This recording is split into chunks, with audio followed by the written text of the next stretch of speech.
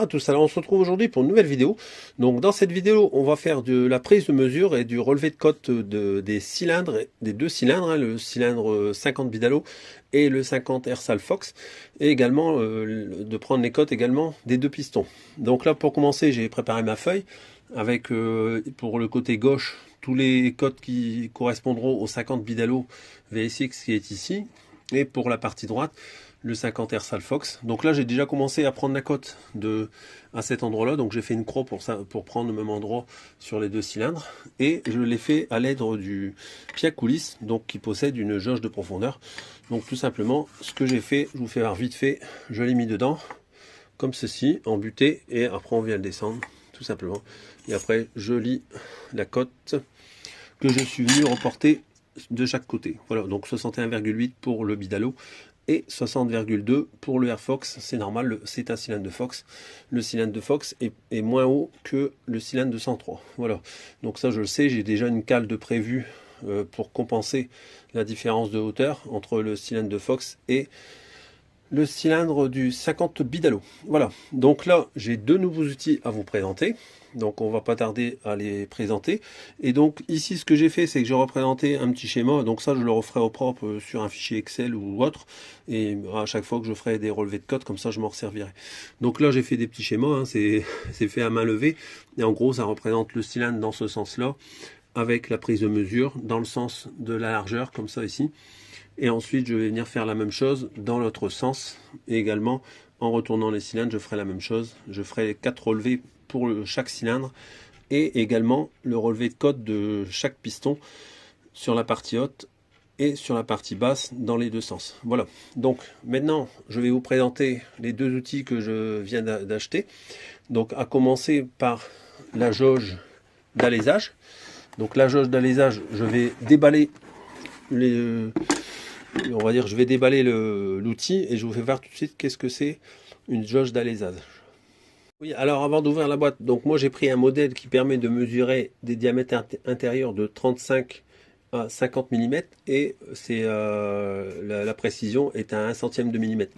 Donc la jauge d'alésage, comme son nom l'indique, sert à on va dire mesurer l'intérieur d'un cylindre. Donc là, en l'occurrence, je vous le dis, si jamais vous voulez l'acheter, parce que je vais vous mettre les liens dans la vidéo, donc pendant la vidéo, je vous dirai le prix que j'ai payé pour la jauge d'alésage et le deuxième outil que je dois encore vous présenter après. Donc là, à savoir qu'il est livré sans pile, donc je l'ai même dit au vendeur, c'est un peu dommage parce que c'est pas indiqué dans le descriptif de l'annonce. Et donc moi j'ai acheté ça chez AliExpress.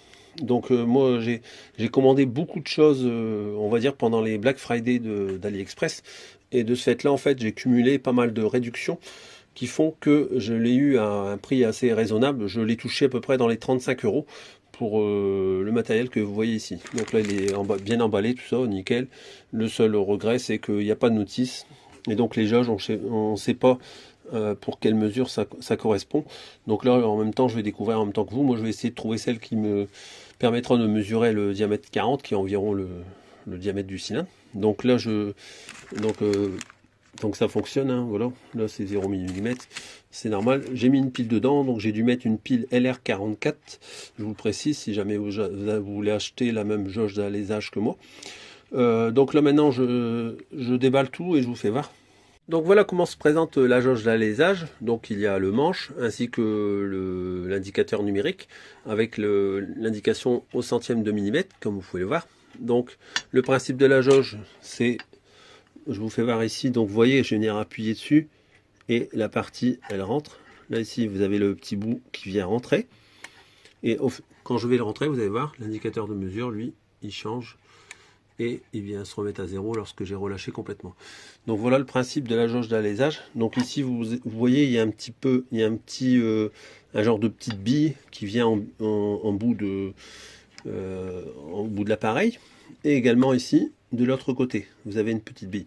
Donc le principe c'est de venir le mettre dedans comme ceci. Alors là forcément je n'ai pas la jauge adéquate, hein, c'est celle qui est montée d'origine lorsqu'elle est livrée. Et donc il faut interchanger les jauges qu'on a pu voir dans le coffret qui est livré avec. J'ai vraiment pas beaucoup de place moi. Alors je vais essayer de vous faire voir ça, et après je vais trouver laquelle correspond. Donc ça, c'est les différentes jauges qu'il faut changer pour avoir le bon diamètre. Donc là, je vais chercher laquelle est la bonne puisqu'il n'y a pas de notice hein, malheureusement. Donc je ne sais pas quel diamètre mesure chaque jauge. Donc il va falloir que je cherche quel diamètre il mesure. Donc moi j'ai le pied à coulisse à côté. Ça me permettra de trouver déjà celle qui est dedans, à quoi elle correspond. Voilà. Oui, donc autre petit détail que j'ai oublié de vous préciser. Donc vous voyez ici, ça vient rentrer. Donc lorsque j'aurai la bonne jauge, forcément on va dire l'appareil va s'écarter un peu plus. Et ce seront les genres de petits trous qui sont ici, ça fait comme des roues, ça tourne pas, hein, mais c'est pour pas abîmer, c'est en arrondi. Et en fait, elles vont venir épouser la forme du cylindre et se retirer en fonction du diamètre qu'il y aura dans le cylindre. Voilà. Donc j'essaye de trouver la bonne jauge. Là, je vais regarder laquelle qui correspond pour faire la mesure du diamètre 40 et on se reprend tout de suite après. Bon, en fait, je vais vous faire voir toutes les jauges à quoi elles correspondent au niveau des mesures. Donc là, celle qui est pré-montée d'origine, elle correspond à un diamètre 35. Donc elle permet de mesurer un diamètre 35. Donc je viens de démonter la petite jauge là, qui est la plus petite du coffret pour moi. Et donc celle-là, elle permet de... Alors donc elle s'emboîte comme ça dedans. Et ensuite, il y a le petit écrou qui est monté. Donc moi, j'ai mesuré avec le pied à coulisse la mesure qu'il y a entre là et là. Donc là, maintenant, je vais essayer de mettre les autres jauges et je vais mesurer, je vais pas vous faire voir à chaque fois et comme ça en fait je marquerai les correspondances dans le coffret à quoi elles correspondent les jauges. Donc comme vous pouvez voir en tout il y a 5 jauges qui sont fournies avec donc celle qui était montée d'origine c'était la plus petite et donc je vais essayer la prochaine qui je pense à mon avis devrait faire un diamètre 40. Alors, donc là, j'ai mesuré toutes les jauges. Donc, en gros, ce que j'ai fait, c'est que j'ai pris la mesure ici à chaque fois. Donc, ce qui veut dire que c'est avec l'appareil non, enfin complètement détendu, hein, on va dire. Donc, on va dire c'est 35, c'est le maximum avec la première jauge. 43, c'est le maximum avec la deuxième jauge, etc. Et donc, voici les diamètres qui peuvent être mesurés sans faire d'ajustement enfin inférieur, on va dire, il faut considérer inférieur à 35, inférieur à 43, inférieur à 48, inférieur à 53 et inférieur à 68. Donc après vient également aussi des petites rondelles de calage qui viennent s'intercaler ici. Donc ça c'est, j'ai compris à quoi ça servait. Pourquoi? Parce qu'en fait là ici, lorsque j'appuie sur le petit embout qui permet de mesurer justement précisément, environ, enfin moi j'ai du mal à appuyer parce qu'avec le pouce ça s'enfonce, mais il faut considérer à peu près 1,5 mm maximum enfoncé. Donc ce qui veut dire que en gros on peut mesurer par exemple pour la première jauge de 35 à 33,5. Ça veut dire ça en fait. Et de ce fait là en fait si on va avoir une autre mesure il faudra jongler avec les rondelles de calage pour pouvoir mesurer le diamètre voulu à chaque fois, pour dire d'avoir toutes les plages possibles jusqu'à 68 on va dire. Et donc en gros on peut aller de même je pense jusque 70 logiquement je pense, parce que vu les petites rondelles qu'il y a, ce qui fait qu'on vient pousser la jauge de ce sens là, et comme j'avais 100 rondelles déjà 68, bah, si on vient mettre la dernière jauge la plus grande plus la grosse rondelle, et ben à mon avis les 70 on les dépasse. Voilà. Donc voilà, ça va être un petit jeu d'assemblage qu'il faut effectuer. Donc là moi je vais chercher le bon réglage pour pouvoir mesurer mon diamètre de cylindre, pour dire que je puisse mesurer la plage totale dans les bonnes conditions. Donc là je cherche le bon diamètre on va dire, et je vous reprends tout de suite après. Alors du coup pour mon montage, donc là il y a 4 rondelles de différentes épaisseurs qui sont livrées avec. Donc là j'ai regardé la plus grosse qui fait 5 mm. Et donc à mon avis ça doit faire 5, 4, 3, 2 logiquement. Et enfin je ne vais pas toutes les mesurer là parce que moi j'ai juste besoin pour le diamètre 40. Donc là étant donné que pour la première jauge je suis à 35, donc je vais venir intercaler la rondelle de 5 mm, ce qui fait que je pourrais mesurer des diamètres de 40. Et comme ça je vais passer bien dans mon cylindre pour avoir la mesure correcte. Voilà. Alors donc là maintenant ce qu'il faut faire, c'est la rondelle ici que j'ai mesurée. Je vais venir l'intercaler ici dedans et ensuite l'emboîter dans l'ensemble et venir y remettre l'écrou. Voilà. Donc voilà, donc j'ai engagé la rondelle côté intérieur on va dire, et je vais venir engager l'ensemble ici dans le logement prévu à cet effet, suivi de l'écrou de serrage. Voilà. Alors en fait, je me suis trompé dans la rondelle. C'est pas une rondelle de 5 mm, c'est une rondelle de 3. Et il y en a une de 2. Donc là, j'ai intercalé la rondelle de 3 et la rondelle de 2. Mais maintenant, il y a un problème. L'écrou, lui, n'est plus assez long pour prendre dans le filetage. Je vais essayer de vous le faire voir. Alors. Et en fait, vous voyez, je peux pas visser, je suis à fond. Donc en fait, comment dire, le fabricant, au lieu de faire 2 écrous, pour qu'on puisse avoir toutes les gammes de mesure millimètre par millimètre, donc de 35 à 60, même si c'est 50 qui est annoncé sur la gamme de mesure. Donc moi en fait, pour pallier à ce problème, je vais pas m'embêter. Il faut à tout prix que je puisse mesurer mon 40. Donc ce que j'ai pris, c'est que j'ai pris un bout de tuyau d'essence de Mob, là, c'est du 6 mm. C'est un coup je me suis gouré parce que j'ai jamais eu de robinet en 6 mm, et du coup en fait j'ai de la gaine, enfin de la gaine. J'ai du tuyau d'essence de 6 mm qui traîne dans mon garage, enfin que j'ai en stock dans mon garage. Donc j'ai coupé un bout, je vais emmancher tout l'ensemble et comme ça va maintenir l'ensemble et ce sera nickel. Alors voilà, donc là j'ai rajouté un petit collier réalisant, donc que j'ai bien serré, et donc là ça ne bouge plus du tout, c'est bien serré, bien maintenu. Donc là maintenant, je vais vous présenter le deuxième outil qui est le palmeur numérique. Donc le palmeur numérique là que j'ai acheté, il est livré avec la pile. Lui au moins il y a une pile dedans. Il y a la petite notice qui va bien. Donc c'est très simple à utiliser. Et il y a également une pige une pige étalon, on va dire, une cale étalon plutôt, de 25 mm, puisque c'est un palmeur qui fait de 25 mm à 50 mm. Et lui par contre il est au millième de... il a une précision à 1 millième. Voilà, donc du coup, là en fait, ce qui est bien, c'est que vous venez mettre la cale étalon comme ça entre les deux, oh, je sais plus comment ça s'appelle, les deux plots, on va dire, et ensuite vous venez serrer. Donc là, je vais le faire à une main, mais pour le principe, vous allez comprendre. Et en fait, quand ça vient serrer, hop, vous attendez, il y a le petit cliquetis, mais là, forcément, c'est pas centré parce que je l'ai pas bien mis. Je vais bien le remettre dessus. Vous voyez, il est libre, hein, mais c'est parce que à une main, ça va être un peu compliqué à vous faire voir. Voilà. Donc, je refais le réglage et je vous fais voir comment le régler après.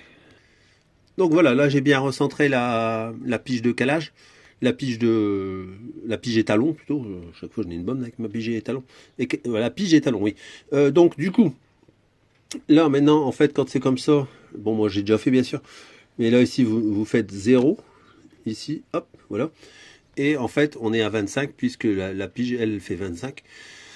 Et de ce fait-là, vous savez bien le bon réglage. Et ensuite, vous venez verrouiller avec le petit loquet qu'il y a ici. Je vais essayer de le faire à une main, si ça passe. Voilà. Et comme ça empêche que ça peut bouger. Voilà. Donc là, maintenant, c'est pour le principe. Donc moi, ce que je vais faire, je vais desserrer le palmer et je vais le mettre à 39 mm. Et je vous explique tout de suite pourquoi. Alors, petit aparté, donc en fait à partir d'ici j'ai tout coupé la vidéo que j'avais fait hier. En fait aujourd'hui là on est le dimanche 10 décembre, donc je reprends la vidéo pour bien la refaire parce que j'ai fait des conneries en fait. Donc du coup en parallèle ce que j'ai fait c'est que j'ai recopié ma petite synthèse que j'avais voulu faire on va dire au stylo comme ça. Et j'y ai mis les schémas à chaque fois de ce que je mesure pour dire que ce soit plus compréhensible pour moi, puis que ça fait au moins c'est au propre. Donc là j'ai reporté les deux cotes que j'avais déjà mesurées hier. Et j'y ai remis aussi les jauges d'alésage pour moi, dans le futur, me rappeler des valeurs des cotes mesurées à chaque jauge. Voilà.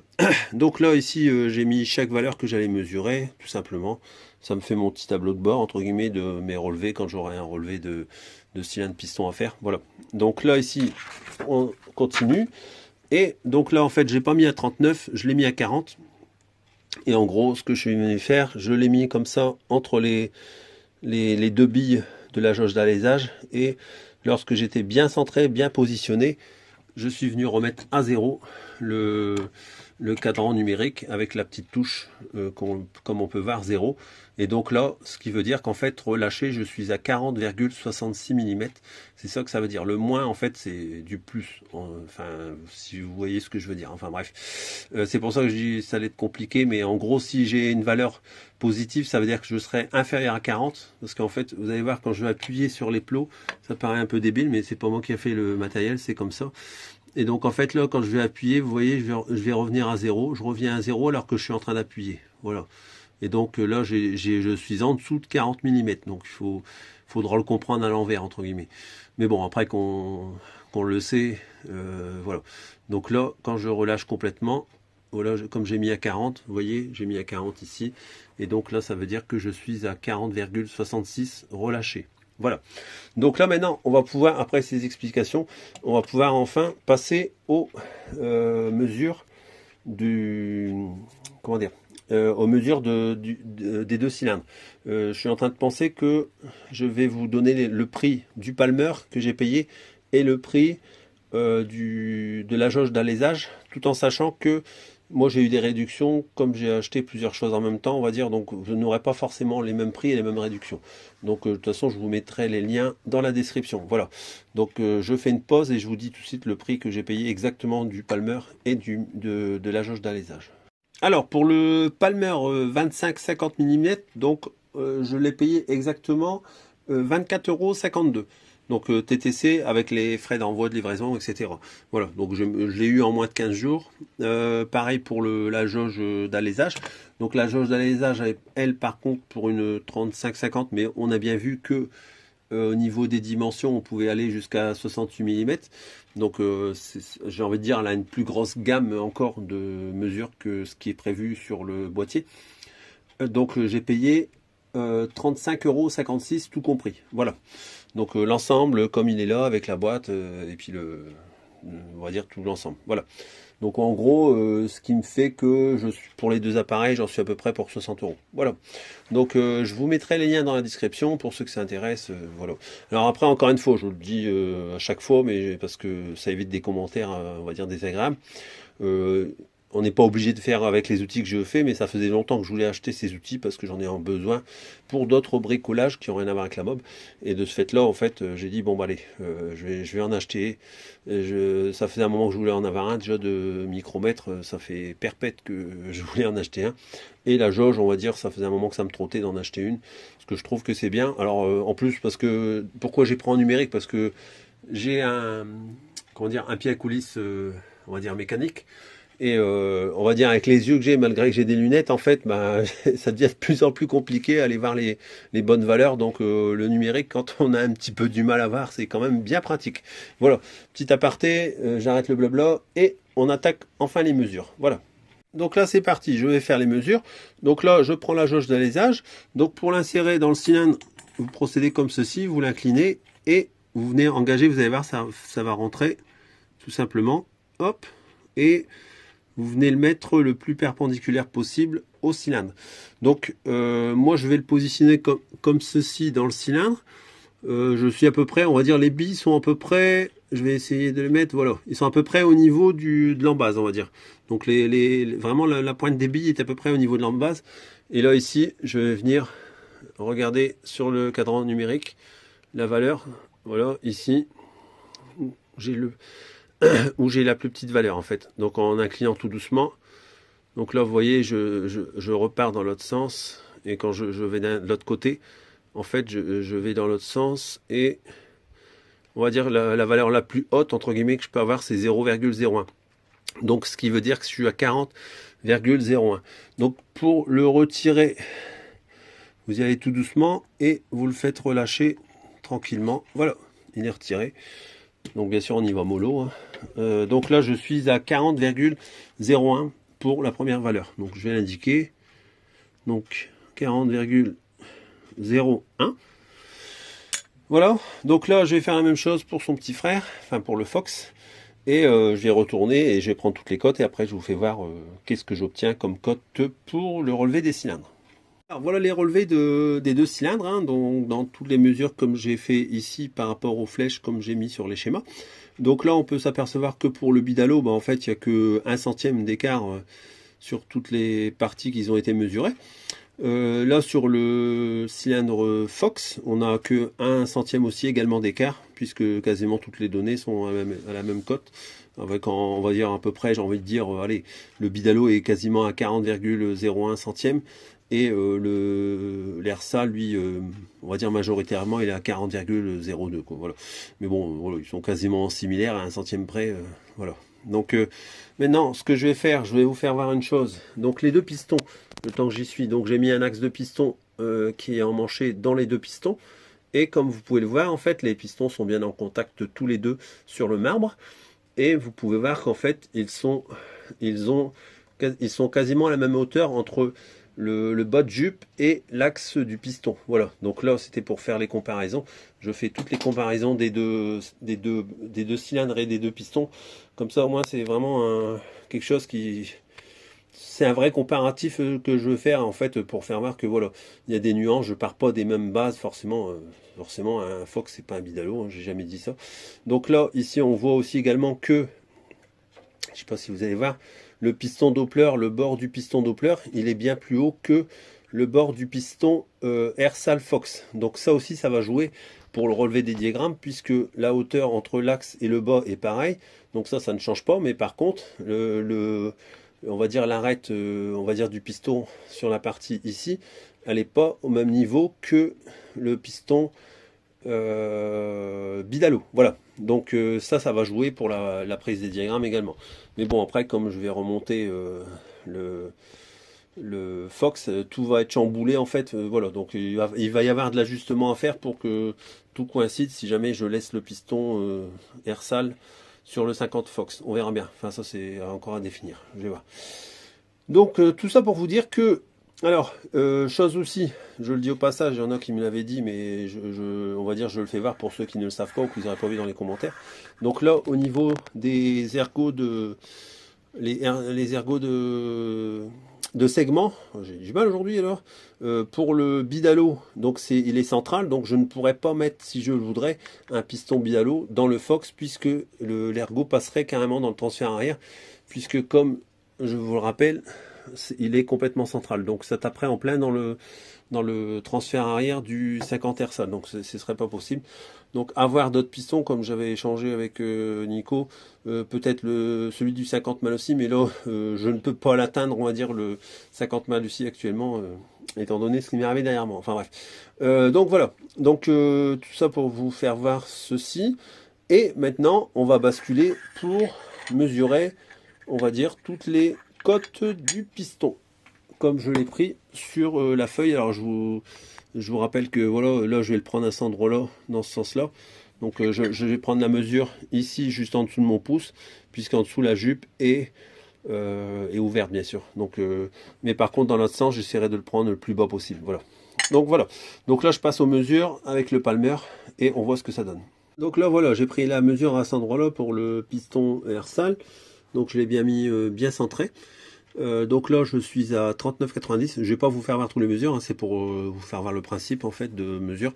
Donc là je suis à 39,90. Je vais pas prendre les millièmes, hein, je vais faire au centième, puisque pour le relevé de cylindre j'ai pris au centième, donc je vais mettre les mêmes mesures, comme ça évitera toute confusion on va dire dans les calculs pour calculer le jeu entre le cylindre et le piston. Voilà. Donc là, je fais toutes les mesures et je reporte tout sur ma feuille pour les deux pistons. Donc voilà, donc je viens de finir d'effectuer tous les relevés sur les pistons. Donc après, ce que j'ai fait, c'est que j'ai dit, je vais regarder le jeu le plus étroit que je pourrais avoir entre le cylindre et le piston. Et en gros, j'ai calculé cette valeur. Donc là, pour le Bidalo, bah, ça se situe entre entre 5 centièmes et 17 centièmes. Et pour le Fox, ça se situe entre 8 centièmes et 18 centièmes. Voilà. Donc après, il y a aussi le test, parce que bien sûr, vu que c'est pas droit, hein, c'est pas au centième de millimètre près, bien entendu, les cylindres, mais tous, hein, de toute façon. Donc après, là, ici, le petit test aussi qu'on fait tout le temps, hein, c'est de laisser descendre le piston. Je regarde si dans le bon sens, ouais, il est dans le bon sens.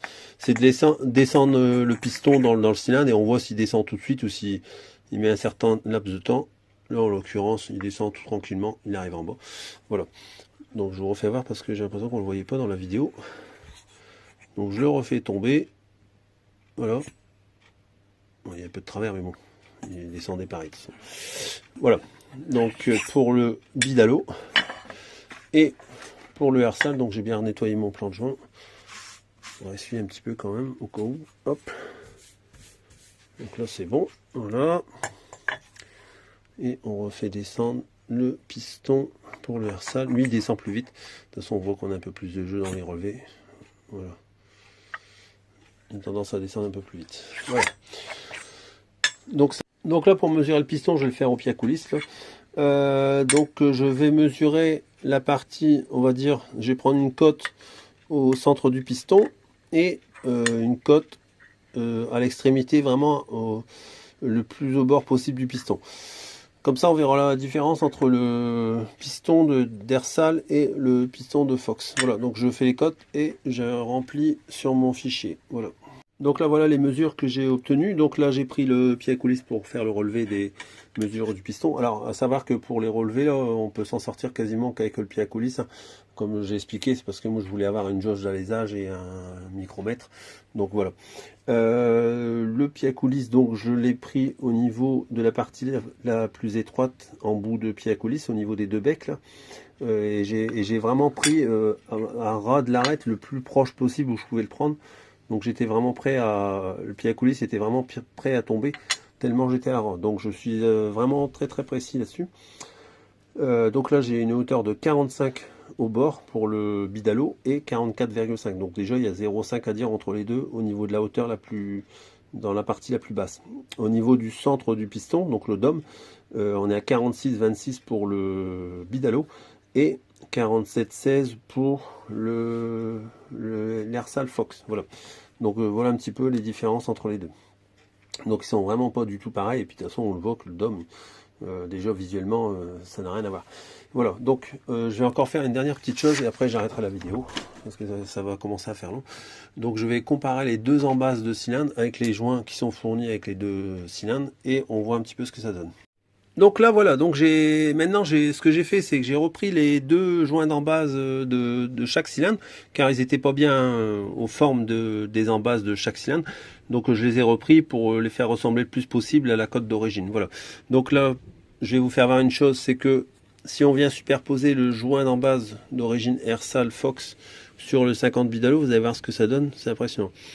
Voilà, donc voilà ce que ça donne. Comme on peut voir, en fait, ils sont extra larges les transferts du Fox, c'est impressionnant. Ils sont vraiment beaucoup plus larges, par contre sur l'arrière, ils sont beaucoup plus étroits que sur le 50 Bidalo. Donc je vais faire une chose, je vais vous le faire voir de façon inversée, entre guillemets. Donc là, je vais faire l'inverse, je vais mettre le Bidalo au-dessus de l'Ersal. Mais bon, bah, de toute façon, on voit bien que comment dire, le Fox... Je vais pas quand même couper en fin de vidéo, ça ce serait dommage. C'est pas évident à une main. Alors le Fox, lui, il est beaucoup plus ouvert. Ça va pas être tellement visible. Enfin, bref. Alors il n'y a que sur le transfert arrière, vraiment, ouais là ça va. Il n'y a que sur le transfert arrière, j'essaie de bien le remettre. Parce que le joint il commence à gondoler, donc hier il n'était pas gondolé, mais je sais pas pourquoi il est gondolé aujourd'hui. Enfin, bref. Donc là voilà, donc là je suis bien au-dessus et on peut s'apercevoir que il n'y a que sur le transfert arrière que le bidalo est beaucoup plus large, on va dire, que sur les transferts latéraux. Donc je vous refais voir parce que c'est impressionnant le Fox, il y a vraiment une belle architecture quand même pour un cylindre d'origine, franchement. Je trouve qu'il est pas moche du tout. Que de remettre un cylindre d'origine, moi je me dis que celui qui veut un petit peu optimiser les performances d'un Centro, bah, il met un cylindre de Fox et franchement c'est top. Donc là on voit sur la largeur des transferts, c'est énorme quoi, ils sont énormes. Voilà. Donc c'était la dernière petite parenthèse que je voulais faire voir. Je vais m'arrêter sur cela pour la vidéo. Et dans la prochaine vidéo, bah, je fais entre guillemets le tracé intérieur de chaque cylindre avant d'attaquer le travail sur le 50 Ersal Fox. Et je pense que je vais commencer la préparation dans la prochaine vidéo. Parce que là, ça commence à me démanger la Dremel. Et du coup, voilà. Donc, la prochaine fois, je fais le relevé à l'intérieur. Donc, je vais essayer d'aller vite pour faire voir cette étape-là. Je ferai pas beaucoup de vidéos sur... J'expliquerai comment je ferai, bien sûr. Mais je vais pas faire beaucoup de blabla pour la prochaine vidéo. Et après, on passera aux choses sérieuses. On attaquera le travail sur le cylindre. Voilà. Je vous souhaite à tous une bonne soirée. Et à bientôt pour une nouvelle vidéo.